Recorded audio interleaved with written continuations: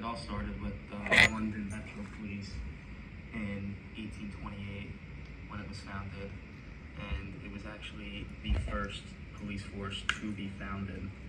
And Sir Robert Peel was the one who founded it, and he did so in an attempt to combat crime and a bunch of crime prevention, just helping the community feel safer. And the officers were referred to as bobbies and peelers, and the term peelers came after his last name Peel, which is a fun fact. And most bobbies or peelers were unarmed and actually aimed for a more peaceful approach towards combating crime. So they didn't want to hurt anyone intentionally. They were really just there to de-escalate situations instead of escalating them. And the first police officers, Bat Matterson, which is the person on the far left, Pat Garrett in the middle, and then Wyatt Earp on the far right. And a similarity they all had, being first police officers, is they all had mustaches, which I found unique. And they also all wore top hats, so all wore suits, so they really all looked the same, even though it wasn't a official uniform. That's what they were dressed as. And the Boston Police, which was founded in 1832, was the first actual organized police force to be founded, the first official one. And the original department consisted of only 250 members, which is nothing now. There's so many more people in the departments today, and they were still able to get their job done, but they were day-to-day citizens. They were just civilians, and it was like part-time jobs for them being in the police force.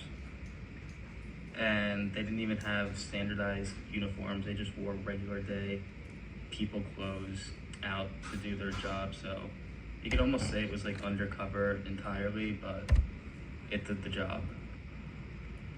And the history of policing, police used to take taxes actually before the IRS, but people thought that was fishy and didn't seem right at all.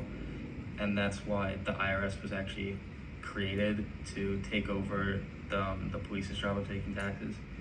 And they also used to be responsible for keeping up the streets, so they would be the ones working on the streets as well.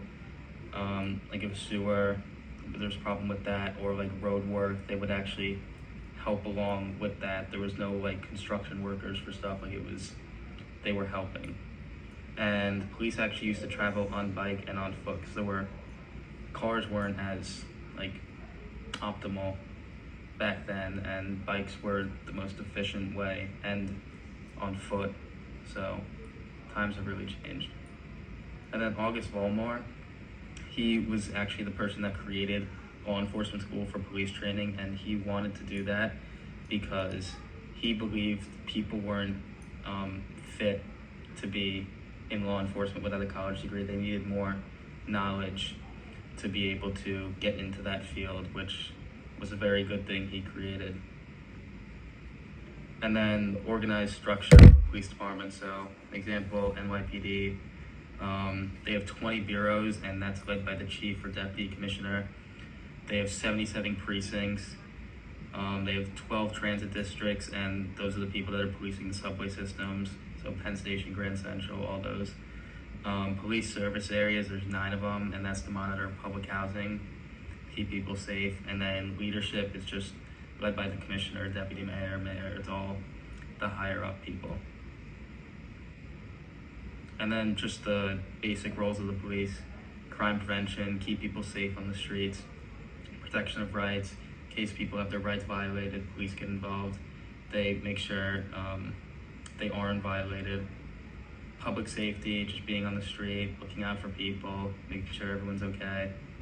And then traffic regulation, just if people speeding, ticket, they chase them down, just to keep people safe on the streets as well, because that could be also dangerous.